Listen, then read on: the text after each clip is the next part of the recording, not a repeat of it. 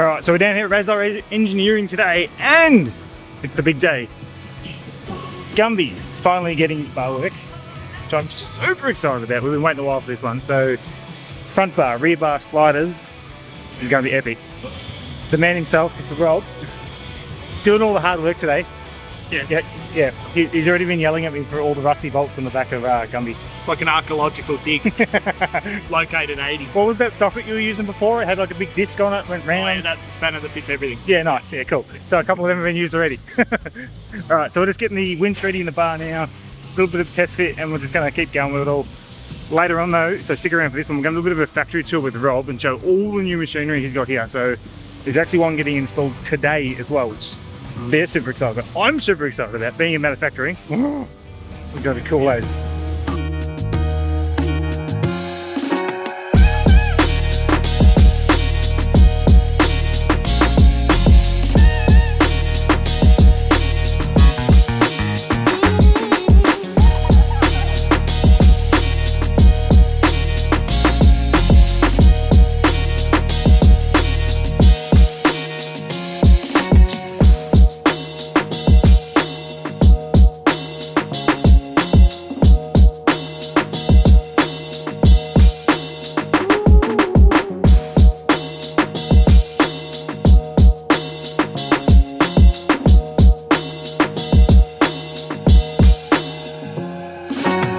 Alright, and just like that, the front bar is already on. It took like half an hour, it's super quick. So front bar on there, link's already in, and Rob is up to the lovely part of working on old cars where nuts and bolts no longer work. Hello, darkness, my old friend. A lot of them. So, God hates me today. So the moral of the story is only bring in new cars. So I think we've gone to put on the recovery point on the front, and the cap is not steady, so that's getting cut out and the new one's getting put in. But while Rob's working on that, we're just finishing that off. Already onto the rebar, so assembling that. This is the V2 version, so this is the same bar that the Aussie Arvo's guys got. So that means new tail lights, new rear spotlights as well. Obviously going along with the hoop on there as well. So I'm super keen to see that on Gumby. I reckon it's going to look absolutely mint. Yeah, born as the old, the other one for the tyre carrier. Hated that thing because the tyre was too big, you couldn't actually get to the handle. So super excited to see how that one looks up there. But nearly finished on this part. Once we're done here, gonna go do that factory tour very soon.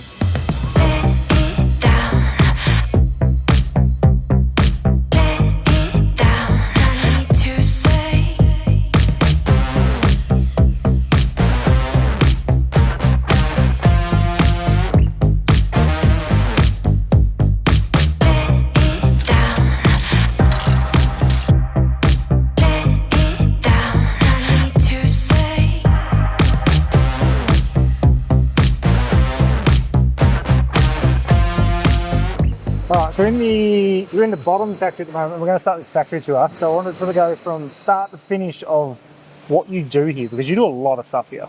Yeah. Cool. So I guess if it's a new product that starts upstairs in Aaron's office, which is in the other factory, can get drawn or whatever, and then from there it goes to prototyping, which is what Aaron's doing down the back now. He's making a new jig for a new product. From there, all the materials get cut and folded. Most get done here, some get done, and we've got another sheet metal company locally we use for a bit of overflow as well. Obviously we get the new laser now, so we'll be able to absorb a bit more. But yeah, a lot of brake pressing gets done here. And then from there, it depends on what it is. All the sub-assemblies normally get done on the robot welder in the corner in this factory. So all the bits you can see in here, Yep. If it's pre-assembled in here and welded, it's been robot welded and ground. As much sub-assembly, so then when it goes into that side, as much of it that can be pre-done ready for the boys to save them some work. Yep. And they just do the last part of it. So yeah, no. So what are some of the machines? Let's run through some of the cool stuff. Laser cutter. This is what interests me. Yeah, the laser cutter, brake press. Then you've got your obviously CNC mandrel tube bender, pipe bender, robot welders in the corner, which you can go in there. It's obviously pretty quiet here this week because most people, it's a short week or on holidays. It's the week between Easter and Anzac, so everyone's off. But who doesn't love a good robot welder? I am slightly disappointed it's not in action. Yeah, well, yeah. So like obviously this is, you know, doing light bar sections at the moment. So Nice. we have all different jigs that bolt to this table. And then, yeah, like, does a beautiful job. 2 stages, welding it in and out. So essentially you make up the jig, it sits in there, and then the program knows where it's got to weld. Yep. And, what to And do. that's why the whole wall's all different sub-assembled jigs, but it'll go through. So it's doing Dallas 62 bars at the moment. So they're all cut with what they are. So Series 562. Yeah, they're all get folded in a batch, welded in here. Same as all the recovery points, tow bars, like all the really critical things will go through here. Rod's got all his work lined up of all the next batches to come. Then they go up in the rack up there of pre-assembled stuff. Some things go through the grinder. So it's a robot grinder as well? Yep. Yeah, nice. All the tube. So if we go into next door, so we make everything in batches of sub-assemblies. So this bit is like a 62 centre of a winter bar. That entire bit has been ground in the robot grinder, welded in the robot welder.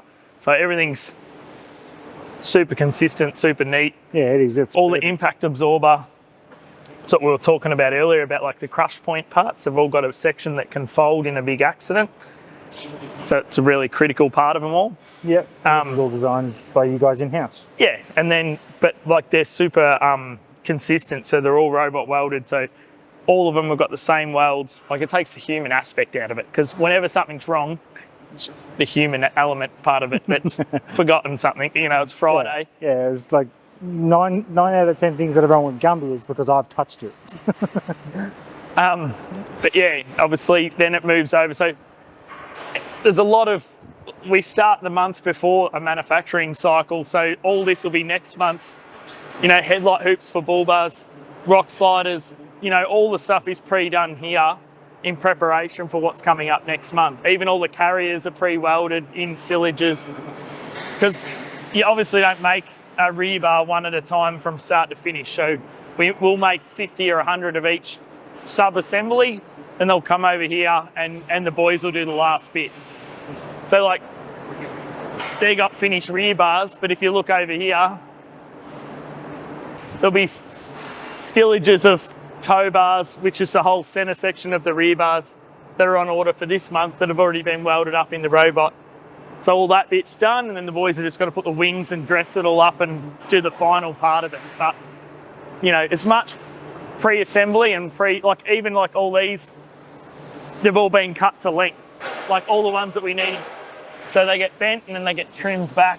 So like someone's gone through and done all that work in preparation. So when it actually makes it into a bay, the work is dramatically less.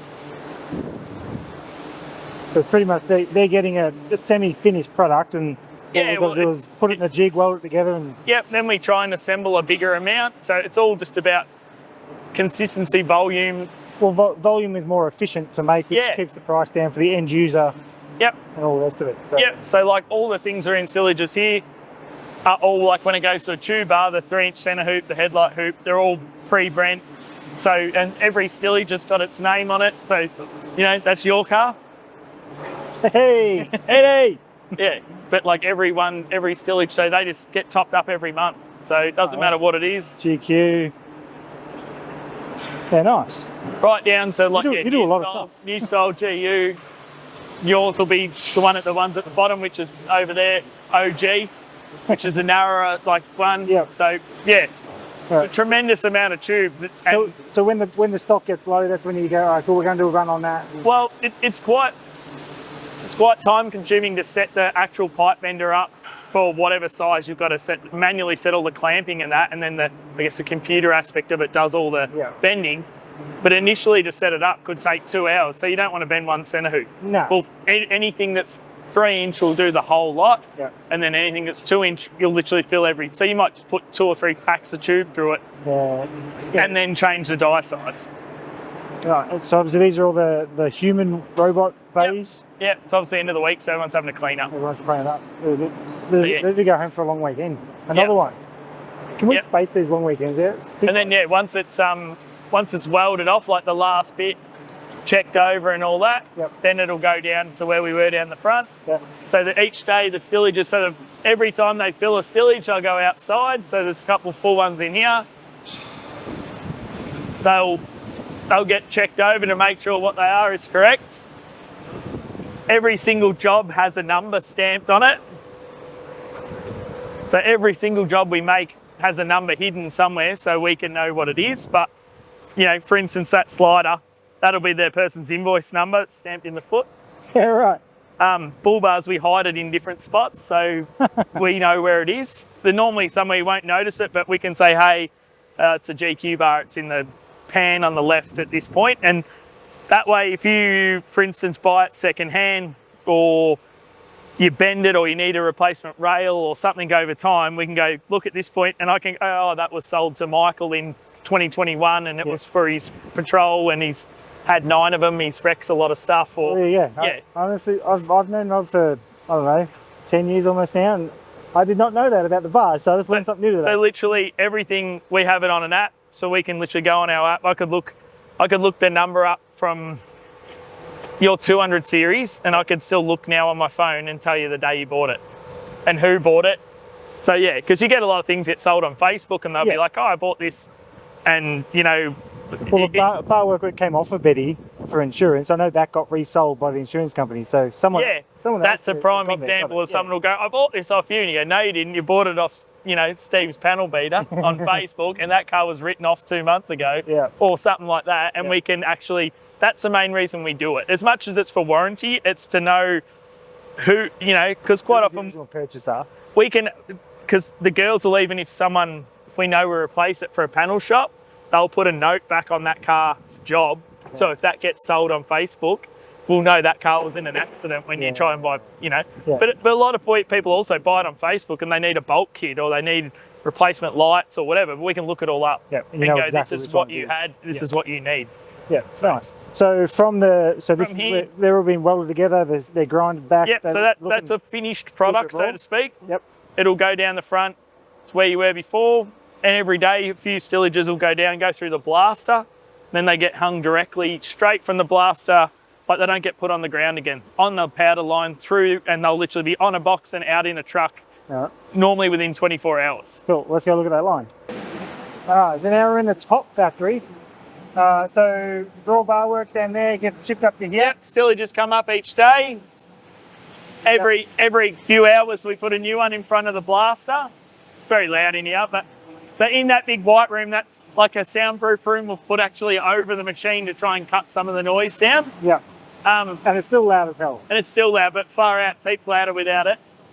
So he'll every 10 minutes he brings a bar or something out and hangs straight at all these trolleys are waiting to go. And then you get zinced in that booth, into the first oven, black in the second booth, out of that oven, come around, and then the boys will box it. So they'll be able to look on their app and go, what's in the oven now? They'll make the appropriate boxes ready.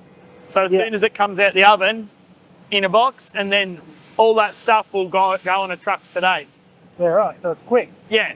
If it's waiting so the warehousey sort of bit in there is if you've got like a bull bar sliders and rails, as much as we try and get them to come together, they might be a few days or a week apart. Yeah. So they'll put your bull bar in there, and then when your second item comes through, they'll put them together and they'll go that day.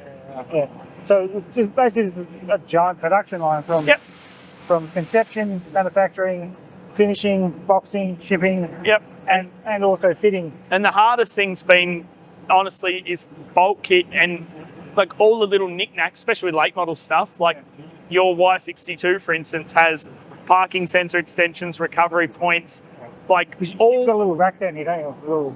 Yeah. So like all the racks have got pre-bagged bolt kits in them. Yeah. So the girls have a station. Boys aren't allowed to pick bolts. Because we got it wrong. Yeah. But you tried to make this a bit more foolproof for everyone. Yeah, so literally this is... Oh yeah, so you got 80 bolts, 100, 105, But in the instructions, it'll tell you what row to go in. Yeah. Oh, like in the boys' instructions. Yeah, well... And then, like... I feel there's a theme here that boys are, incapable. It's been the hardest thing of the whole joint, but the girls will literally have a bag that is 100 series pull bar, which will be the packers we used in yours this morning. Yep. So everyone gets them, their bolts, their lights, right through down to like the more complex ones. But even, you know, like a wheel carrier kit, that's now gas strut, latch, that's everything, and that's every wheel carrier gets the same kit. Yeah. Yeah. Because so when it's coming through, the boys can literally just go, cool, you got twin carriers, two of those bags, it's the 100 series, one of those bags. Yep. And the girls will go through and literally there's tubs in every one that they'll bag up all these, so the packaging boys just have to grab the finished one. But if you think of like a 62, you would need to know whether you're going to have, you know, a camera relocation kit, what accessories you're going to get on your carrier. Like there could be an hour's work in boxing a rear bar because there's so many other bits that go with it. Yeah. Trailer plug loom, like which we do a full rear bar loom. If it's a newer and old style, what style lights kit it's going to get. So for a 62, we might have 3 lots of this row. And then like making bars is just welding metal together. You would think so. But like a 200 series, there's 5 versions of camera kit because they've changed the camera 5 times along the evolution. Yeah. And now they've got a new version of a 62, so you've got to find out if that's got anything different. Well, when that went to single camera, it went to a 3-pin plug on the camera, and then now they've gone back to a 4-pin. So we have a 19 to 23, then you have a 24 camera kit, now we're back to a 25 camera kit. So you need... Manufacturing's fun. Yeah, so that's what I mean. This part's a lot harder than anyone gives this big credit for. Yeah, right. Oh, looks like you're doing a good job of it. Getting there, we tried. All right, so we've done manufacture, welding together, grinding, packaging, and then you guys do in-house fitting as well. Yep, which is what we've obviously been doing on the hoist. So, do in-house fitting. Look, 90% of what we make goes on a truck, so all over the country. Yep. You know, we have one guy in WA has his own truck, and he does a run every 8 weeks. He just took... I know who you're talking about too. Yeah, so he just took 37 bars back. I think his logo might be right there. Yeah, so he has his own aisle. And they just build up when it's fully drives over here. That's how dedicated he is. So it's phenomenal how much goes different places. And then you've got 2 fitting bays, which, oh gee, look at that car, my God. Yeah, which are currently a mess. Yeah. Yeah, well, someone decided to not clean their car apparently. But yeah, we also do the ute conversions in here, which like there's that chop one we were just finishing this morning. Figure it, you guys do all the chops as well. Got a single cab 200 here, we're just finished as well. And then I think we've got a 5th or 6th single cab 200 in a row coming in another week. Another 62 coming, so that one will go next week and another one gets dropped off. So we generally always have 1 or 2. At the same time. Is that get done here or not? It's a bit of everywhere. It gets stripped and put back together in here. Yeah. And it in here is very hard, like big turnover, because this is just you. So they'll fill the dump master. Yeah, sorry about that. Yeah, and then like that car was the car this morning or whatever. Yep. So it's amazing how much rubbish comes off. Yeah. You know, every car. So if someone needs a front bumper for a car, though, they can come get one? Well, they go in the dump master every day, but I do, if you give me Give me some we notice. literally fill two dumpsters a week. Oof. That's a lot of rubbish. All right, cool. So that's pretty much the manufacturing side of it. Obviously, some cool machinery in there. I'll try and pop back in next week and get some footage of the robot welder and stuff going, so I can have it in there. You probably would have already seen it if I've done it. Other than that, Gumby's almost done. Got to get a couple little tweaks done because of, you know, eBay exhaust and whatnot. So, but an interesting point is how you didn't notice like your rear tailpipe, and look at it now. Yeah, it's like you couldn't actually see that before. So that was almost tucked up flush with the rear quarter. That's how much higher the rebar is sitting. So it's going to the exhaust shop. That's going to get modified. The front's going to get modified where the bracket would normally go. So it was either going to be a matter of redo the bracket or redo the exhaust, because there's other parts of the exhaust that need fixing anyway. May as well just do the exhaust and have it right, and the original bracket will work for the sliders. As Rob was saying before, too many variants on these bloody cars, just on this one model, let alone all the other ones that work with either. That's cool, eh? All right, so I was going to leave it there, and we're going to come back when Gumby's all finished.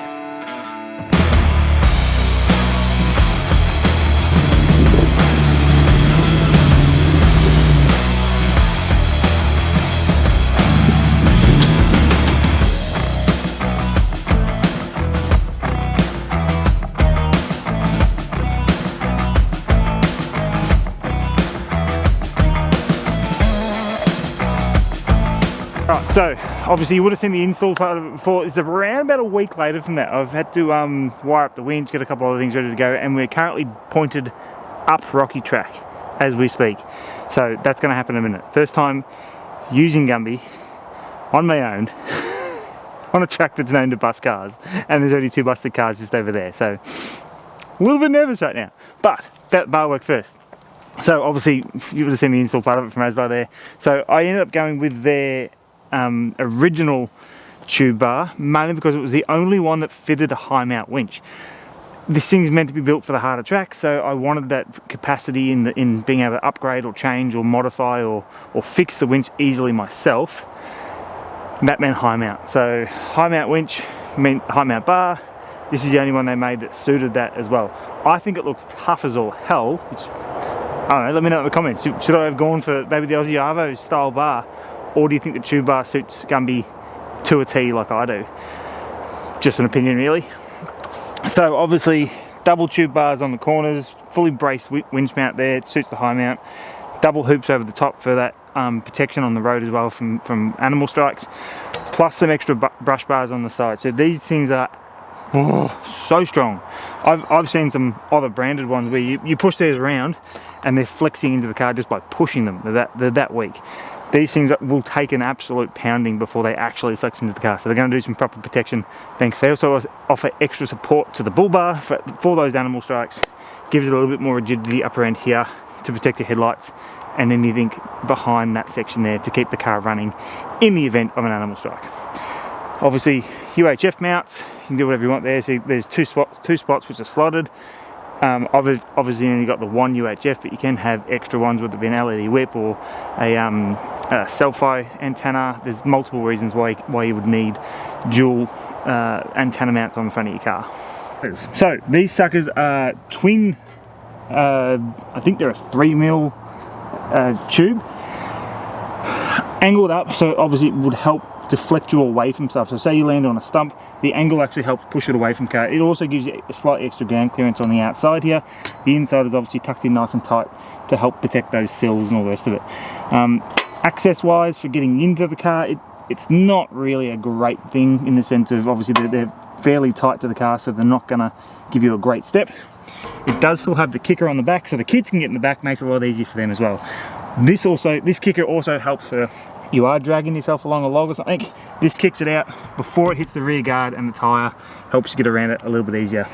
Super strong. I've had Raslarr sliders on every car I've owned, and I've given them an absolute hiding before. I have bent a couple, but never enough to structurally hurt the slider. Just a couple of dents and moved around. But I'm talking full weight of the car on the sliders to do that, like dropping hard.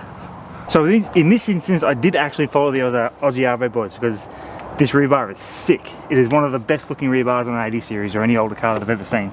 So obviously full side protection there with the hoops. Going to give you great protection up against trees, all the rest of it. It also acts as a little step as well if you need to get to the roof rack, which is super handy. Tucks up about as high as we can get it. There's no guard chopping involved in this one. We trim the flare ever so slightly just to make sure it sits as high as possible. The main key difference with this versus some other brands out there is no structural changes to the car to get this bar on. So there's some other bars out there that you'd need to cut off the rear cross member of the car, and the bar would reinforce the rear of the car. That would technically mean that you need to get the car re-engineered. So no one gets a car re-engineered for a rear bar, so that would make the car unroadworthy. Raslarr don't do that. They leave that rear bar in place. It does mean it sticks out ever so slightly more than what some others would, but it keeps the car completely legal, and it keeps the structural integrity within the car as well. It's so minutely different, I don't know why you would bother cutting the rear cross member of the car out just to get a rear bar on the car. So being their new Gen 2 bar work, this actually includes their new reverse lights and their new blacked out indicators and parkers as well. I think it absolutely looks mint as. Obviously I've got the older style on Betty with the coloured indicators and the round reverse lights. I like them as well, but this just gives it a completely new slick look, which, I don't know, I kind of want to change Betty's one out of this. Hey Rob, you feeling like changing the rear bar, mate? Alright, that is the basic rundown of what and why I've got on the car. How about we go try and scratch it now? So I'm kind of nervous because I'm on my own. Let's see how we go.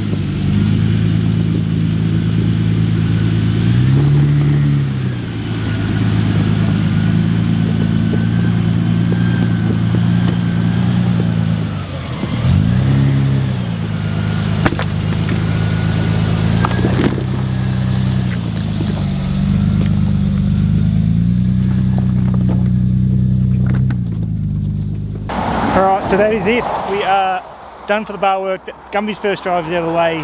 My nerves are a little bit more settled. I'm actually feeling very confident about driving him now, so I'm happy about that. Airing up now, so I actually use more float there up for both Betty and Gumby, which is very handy because I can just set it, come do this stuff, and go back 5 minutes later and it's almost done. Don't have to actually go to each wheel. It's doing all 4 at once. Next thing we're going to be doing, Betty, is a full drive events. The High Country Challenge. Going to be a big trip for it, so I'm hoping I have enough fuel because it's like 16 hours of drive or something. Alright, let's see if I got enough fuel for that one. So, I'm not sure how much I'm going to be able to film with that one because it's quite hard to film those events when I'm competing, but there may be an episode on that one. We'll see how we go. Other than that, don't forget to like, subscribe, leave a comment down below, and see you next week.